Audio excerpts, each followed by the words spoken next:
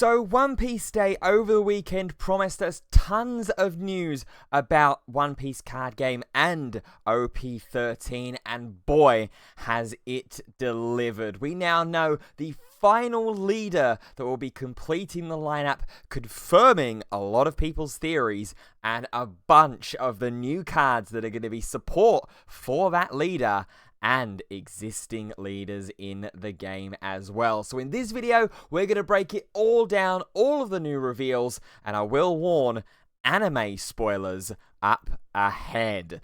My name is Ben Fitzpatrick, I'm a TCG caster, so that just means I love talking about them. So let's do that right now. Before we go ahead and jump into today's video, if you do enjoy it, please go ahead and drop a like rating on it. Subscribe to the channel if you haven't already. We are 2 subscribers away from the time of recording this video from 150. Thank you all so much for your support so far. It's been a real joy to be able to create all these videos, create this content for you around the One Piece card game, Gundam card game, Star Wars Unlimited, and others as well. Heads up, new card game being debuted in a video this week as well. So I really hope to be able to continue to create all this content, and your support by subscribing means the world to me. Also, go ahead and drop me a follow over on X that you can find in my link tree. We have jumped up in followers over on there as well. It's been absolutely incredible. Again, thank you for that support.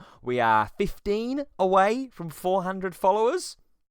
Incredible. Absolutely incredible. Thank you all so much. So, let's get into OP13, what is currently being dubbed and named as Carrying on His Will as the Japanese official name for it. Whether that is the official English translation, I think it might have even been released or revealed. I'll pop an edit in the screen somewhere if the English name has officially been revealed as well by now. But this set looked stacked already, with Goldie Roger, with some of the potential new support that Black Yellow Luffy was going to get. That was going to be sort of the running theme or the running theory going into the start of the card reveals.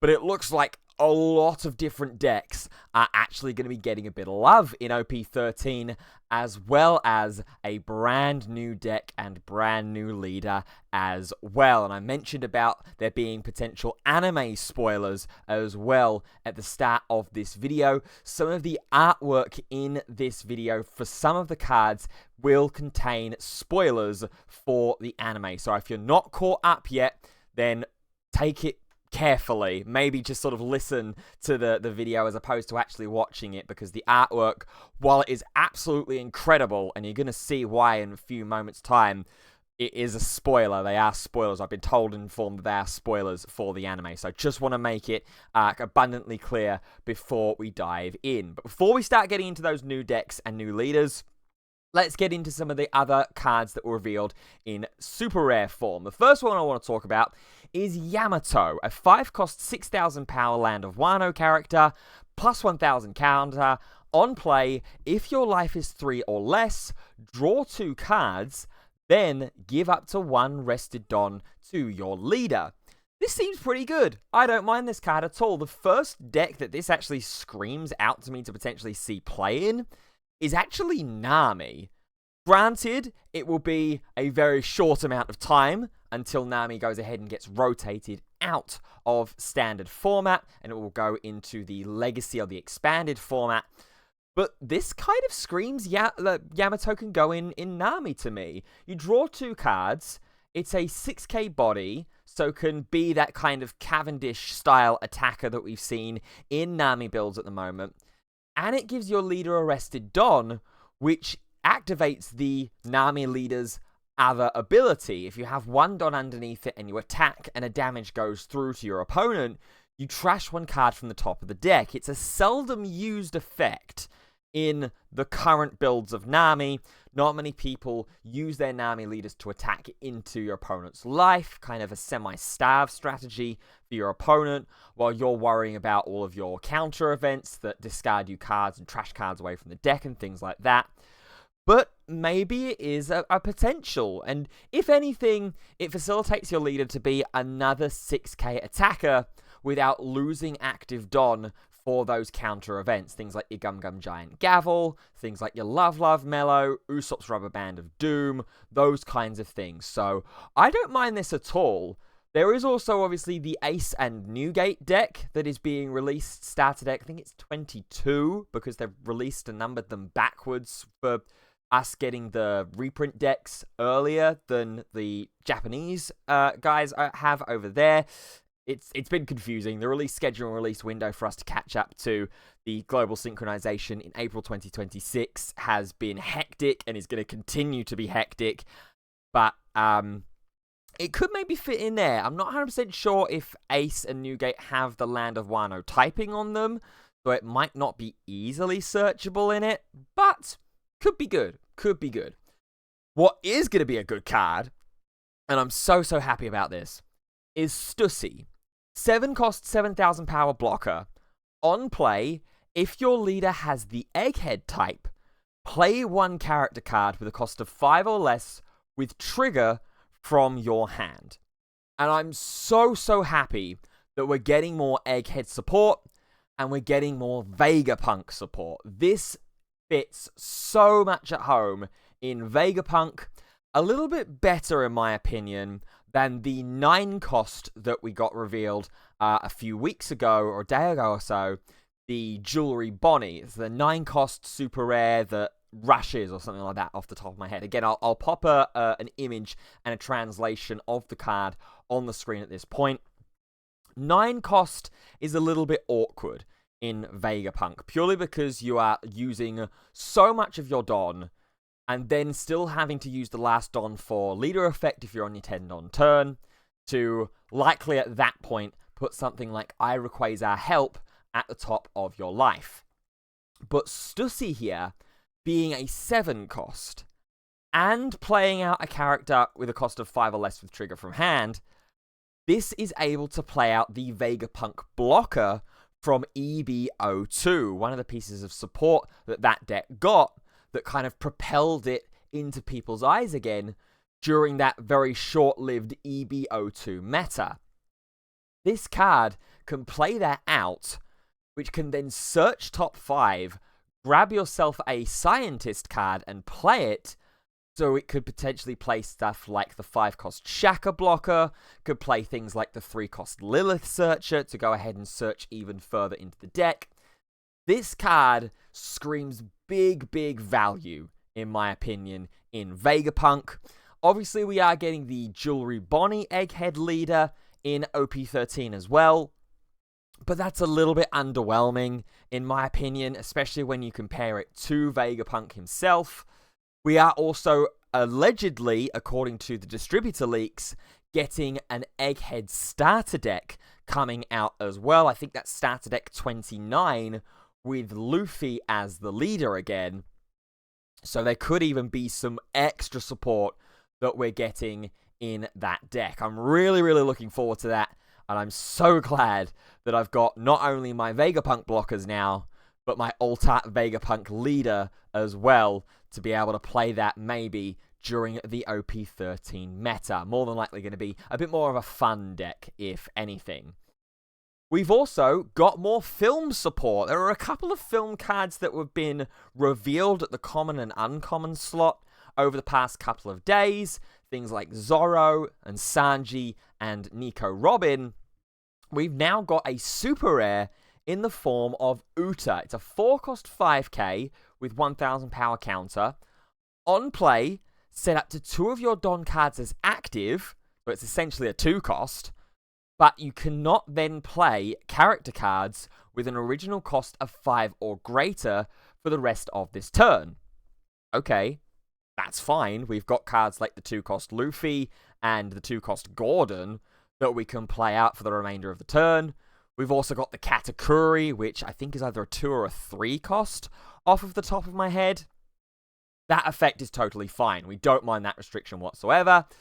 And then on KO, play up to 1 character card with a cost of 5 or less from your hand as rested. Again, totally fine that it comes in rested. We could play something like Brook here, which can then daisy chain into another film type character. This is a really, really nice card for Green Uta, and I'm hoping brings it back into the format as well. Mono Green Uta is a really fun deck, being able to utilize cards like New Genesis, which is essentially a free event search because you get the Don back and restood after the end of the search effect, and then the classic I Am Invincible to try and secure game-winning swings on a turn. Really, really fun card. Really, really fun deck indeed.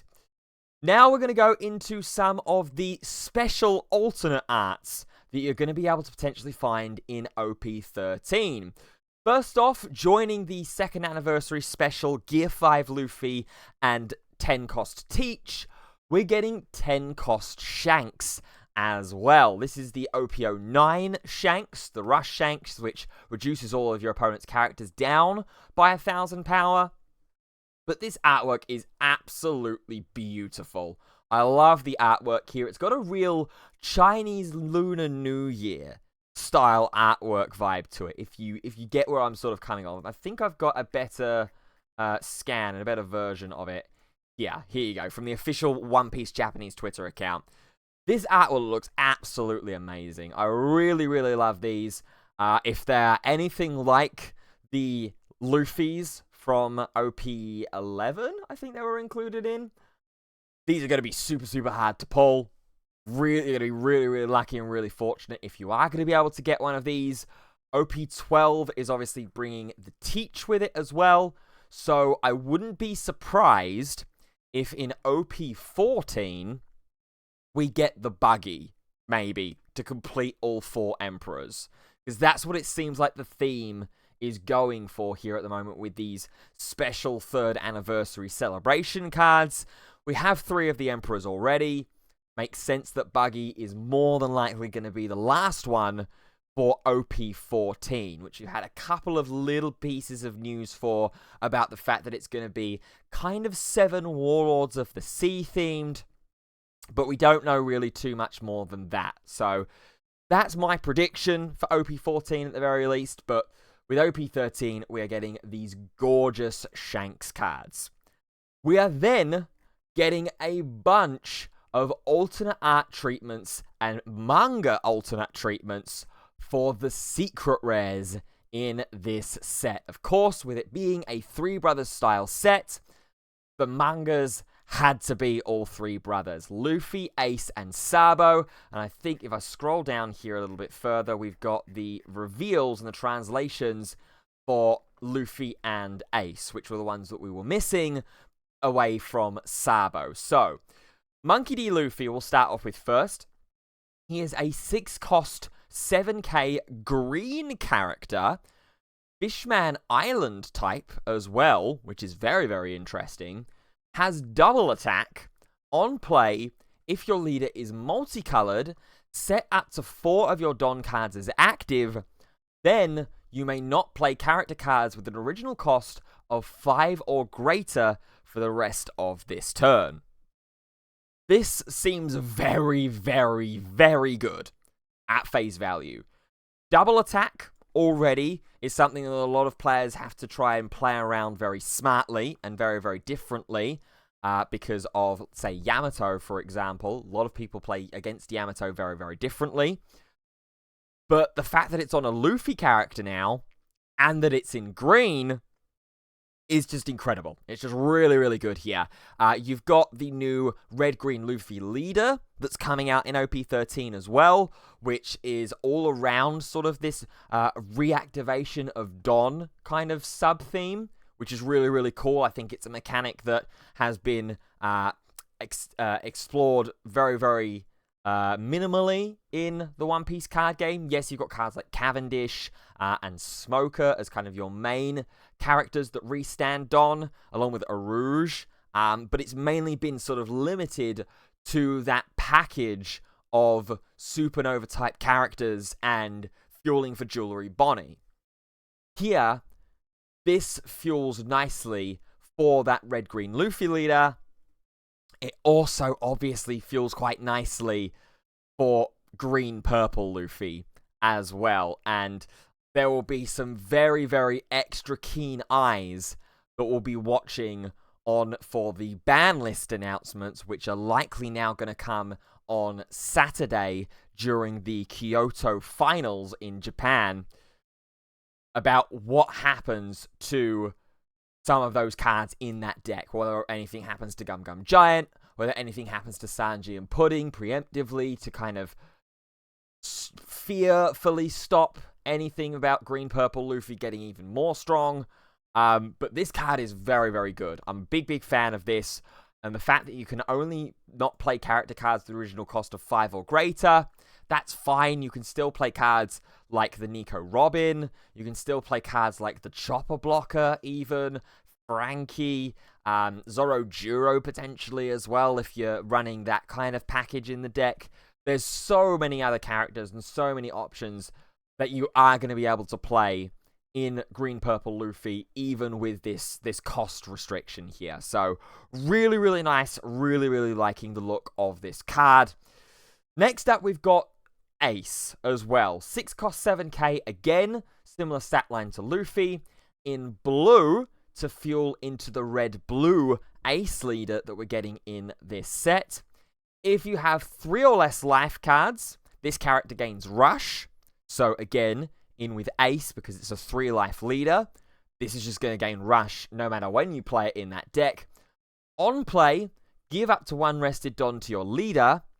Afterwards, return up to one of your opponent's characters with a cost of 5 or less the owner's hand. If you do, your opponent can then play a 4 cost or less character onto the board from their hand. So really, really intriguing here. We've got a 7k rusher for 6, which already pretty decent stat line when you think of the yellow ace from Starter Deck 13. That was a 5 cost 7k conditional rusher as well. You had to have 2 or less life for that to rush in. This, you only need 3 life, and it's 1 extra Don. So I think that's a fair trade-off. You essentially get one of the Don back as well, because one of the rested Don goes under the leader. So if anything, this is effectively a 5 cost 7k rusher in blue. So better stat line than that yellow ace. Then being able to bounce something with a 5 cost or less, but that slight caveat and restriction of if you do, your opponent's going to get to play a 4-drop or lower from their hand onto board to replace it. So, very, very interesting card here. I'd have to have a little bit more of a tinker around or a little bit more investigation about Ace. Early predictions are that the Ace deck is going to be a really, really strong deck in OP13. A couple of people that I've spoken to have had a little bit of experience in OP13 have also said that, yeah, Ace is something to really, really be feared and looked at. So I'm interested. I'm game. I'm all for a good Ace leader. Let's get it happening. This looks really, really good.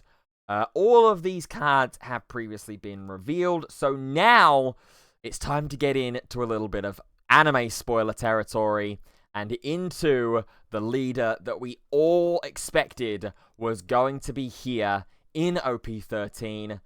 Yes, the final leader is Emu. Emu of the Celestial Dragons and of the 5 Elders is here. He is a mono-black 4-life leader, which is interesting, 5,000 power. Per the rules, you may not play event cards with a cost of 2 or greater in your deck. So similarly to Silver's Rayleigh leader, where you can't play, I think it's characters with a cost of 4 or greater in your deck. There's a similar restriction here with Emu. Also, at the beginning of the game, play up to 1 Holy Land Marijoa from the deck. So immediately, as the game starts, you get the Marijoa stage from the deck, which is incredible. I mean, this was the biggest tip-off pre-reveal season for OP13, that we were going to be getting Emu as a leader, because one of the cards that has been reprinted in PRBO2 is Marijoa, and it's gotten a full alt art treatment, just like the Kingdoms of Germa did in PRBO1. So a lot of people looked at that and thought, that's a really weird stage to randomly reprint. Something's clearly going on here. And it is indeed, because you're going to be able to immediately get it from the deck and into play. Intriguingly, about it saying beginning of the game, I wonder when that effect is going to trigger. I'm going to assume it will be before you draw your opening hand and draw your life cards, because if not, you're going to have to run multiple copies just in case your Marijoa stage gets trapped in life. I'd imagine that it's probably before you draw hand and set life. We'll wait for the FAQs and the judge rulings and things like that to confirm that theory. But I'd have to imagine that's probably what we're going for here, so that you can get away with just running one copy in the deck, immediately fishing it out, and then reshuffling and getting the game set up, drawing 5 for hand and then 4 for life. Then we've got the Activate Main effect. And this Activate Main effect is bonkers. Once per turn, you may trash one of your Celestial Dragon type characters from hand, or from play, or one card from your hand, and draw one.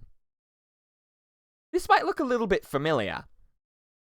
That's because this was Sakazuki. Yeah, we're in that kind of territory now, in the power creep again, for the One Piece card game. Sakazuki, of course, had the extra effect of being able to cost reduce as well. Emu doesn't look like it's really worrying too much about cost reducing and KOing. It looked like that this is just more a pure value style deck. That's not to say that you can't play some of the cost reducing and KO effects in the deck. While you do have the restriction about events that are cost 2 or greater, you still do have access to a card like Tempest Kick to be able to reduce something by 3 cost if you have 10 cards or more in the trash, which, spoiler alert, is likely going to be happening a lot with Emu. You've also got access to maybe characters like Brook or Jack as some of those KO outlet characters, potentially. There's a couple of different things that you could maybe do. But we're looking at that Celestial Dragon engine. And of course, you can't have the Celestial Dragons without the 5 Elders. And the 5 Elders have their own super rare. It is a 10 cost 12k, which says Activate Main. If your leader is Emu, you may rest one of your Don and trash one card from your hand. Trash all of your characters and then play them from your trash, up to 5 Elder Stars type characters with a power of 5,000 that have all different names. So essentially, play the 5 Elder Stars, go to your next turn, pay 1 Don, trash one from hand, wipe your own board, and play all the 5 Elders from trash onto board. Incredible. Really, really, really strong card. And this combines with the new stage that we are getting as well, being the Empty Throne. The Empty Throne is a 7 cost stage, which says, on your turn, if your trash is 19 cards or more, your leader gets plus 1,000, so Emu becomes a 6k base leader. Then Activate Main. You may rest this card and 3 of your Don, play from your hand a black 5 Elder Stars type character that has a cost equal to or less than the total number of Don on your field. So it gets even better, because what you can do is play the Empty Throne on your 7 Don turn, or probably your 8 Don turn going second, then go to the next turn, you're at 10 Don, use the effect of the Empty Throne, play the 5 Elder Stars, activate 5 Elder Stars effect, and if you've got all the 5 Elders in your trash, just play them out onto the board. I think the calculations that the community have come to is that with this combo, you are getting a 27 Don play for a 4 Dons commitment, which is unheard of. This is surpassing the capabilities of something like an 8-cost Gecko Moria, where you could get something like, I think it was like a 21 Don play with the Moria into Rebecca and Spandine combo that was in the Rob Lucci deck. This is just absolutely insane and incredible.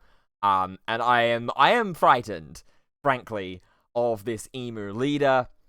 I do think that to try and counter this, we're going to see a lot of aggro decks, though, going in the format to try and potentially target Emu.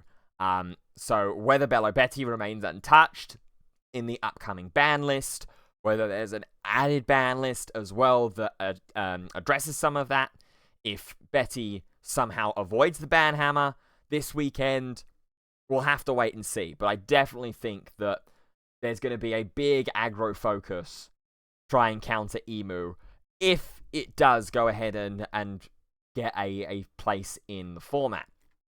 We've also got a couple of event cards to go with all of this engine as well. We've got the 5 Elder Stars are here, which is a 1-cost event. Shock horror. Activate main. Look at the top 3 cards of your deck. Reveal a card with Celestial Dragons type and add it to hand. Then place the remaining cards in trash. It's essentially My Era Begins for the Celestial Dragons engine. Fuels your trash as well for the Empty Throne effect and for the 5 Elder Stars 10 cost, that you can get all of them out onto the board. Great. Really, really like it. We've then got Never Existed. 1-cost event. Activate main. You may rest one of your Don. If your leader is Emu, KO up to one of your opponent's 7-cost stages. So we've immediately got an immediate counterplay in the mirror match to try and stop your opponent from getting their Empty Throne combo play online. It is also one of these event cards that also has a counter attached to it.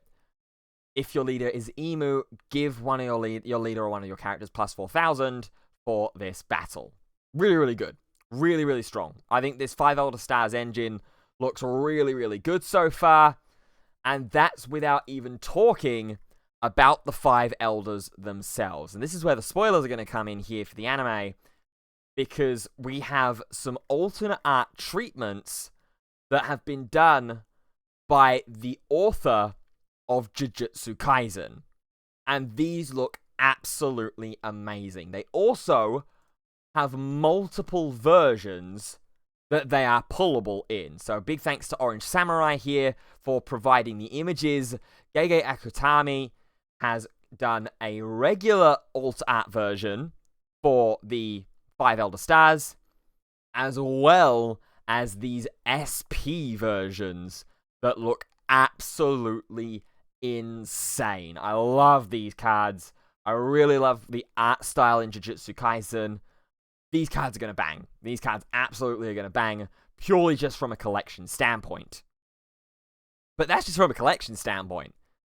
Then you get into the play standpoint and the abilities that these things have. So, Saint Shepherd Jupiter, 7-cost 5k, 2k counter. If your trash is 7 cards or more, this character cannot leave play by your opponent's effects. So it can't be KO'd and it can't be bottom decked.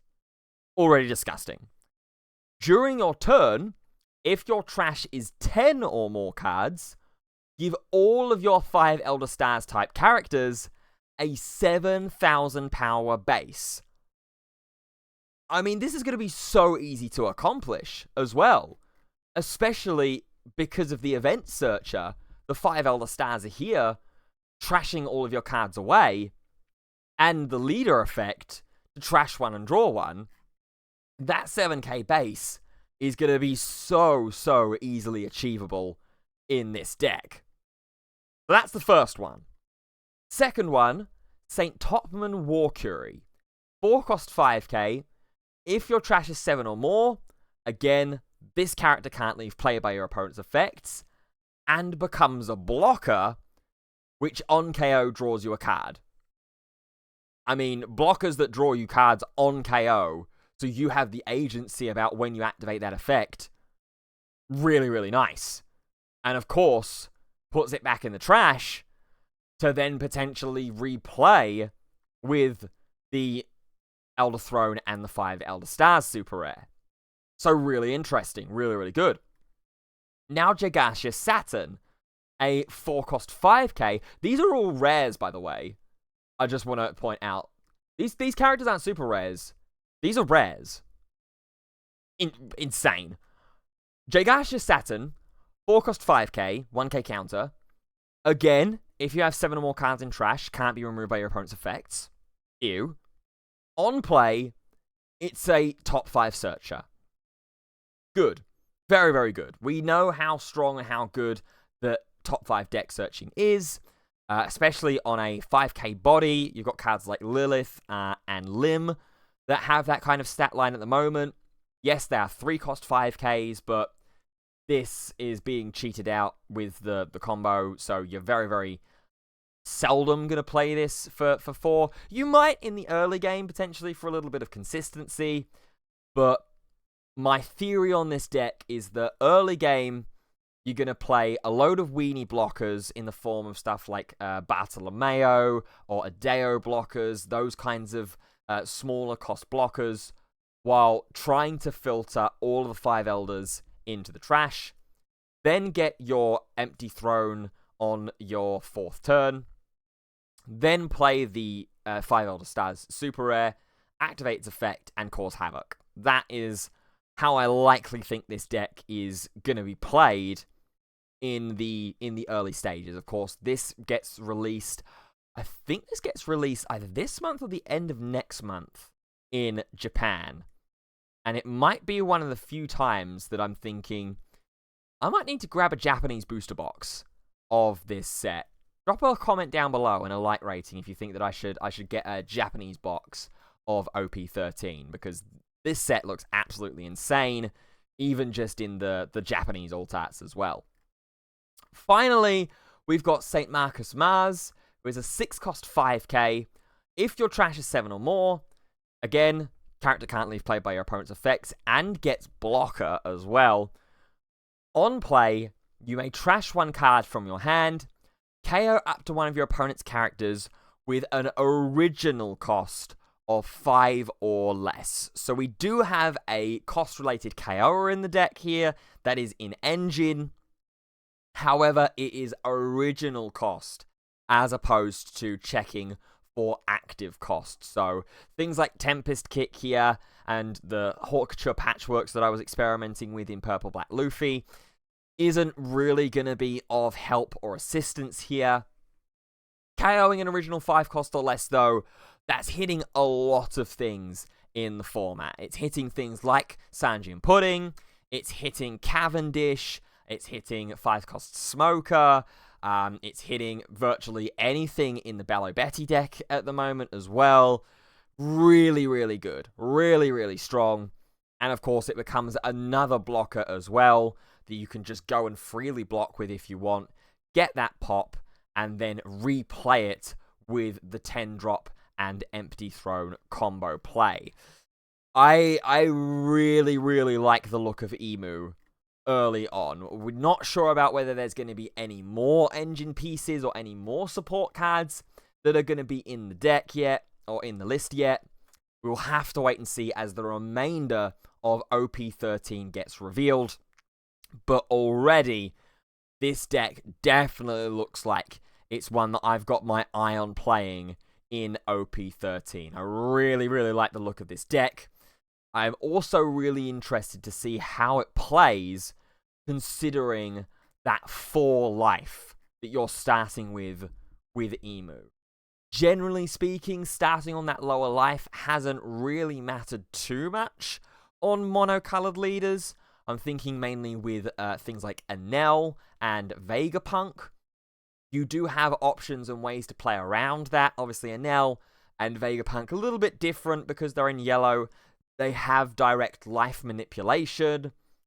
Emu here, I think you're mainly just going to be, like I say, turboing to try and find that 10 drop to then play all of the 5 elders here. So, really, really great cards, really, really great deck, and really, really fun engine. We've also got a couple more things quickly to go over here.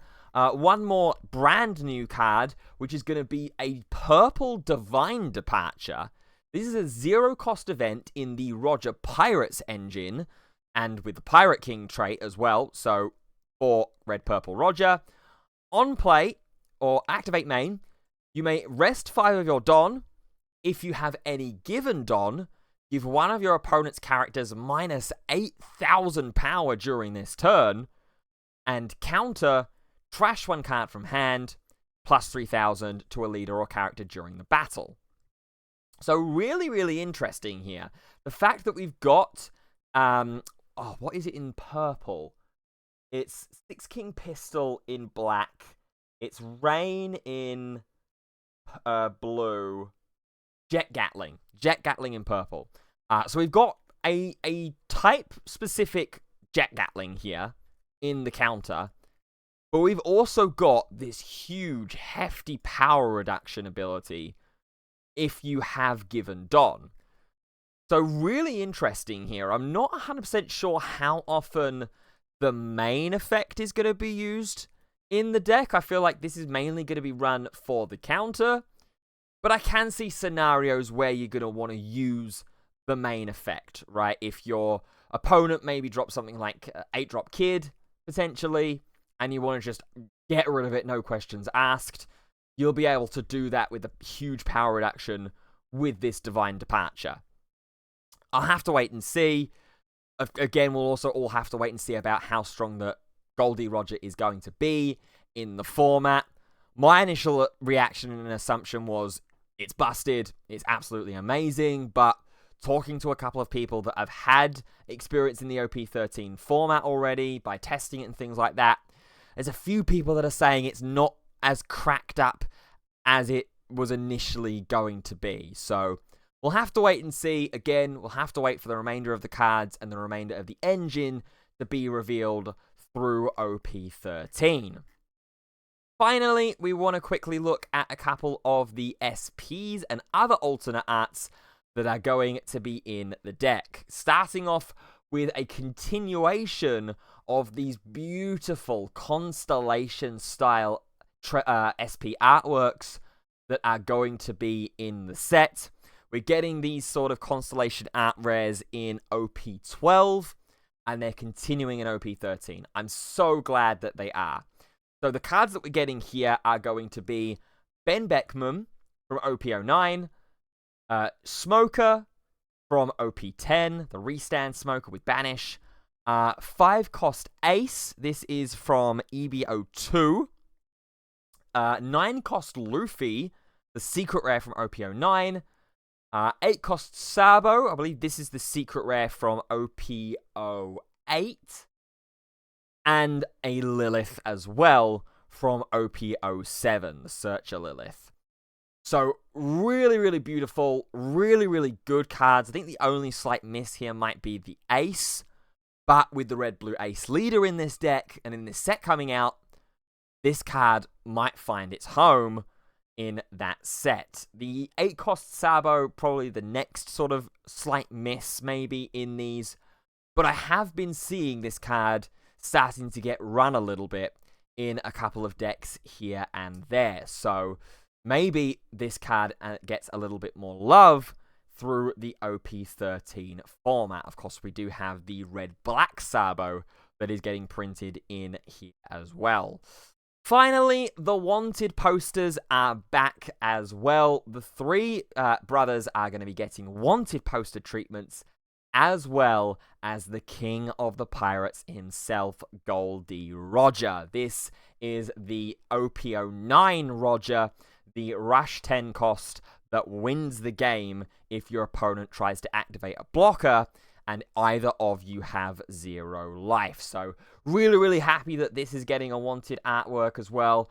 I'm a big fan of these wanted poster treatments. I know that, especially at the start of the game when they were released in OP05, they were a little bit divisive, but I really, really love these wanted poster artworks.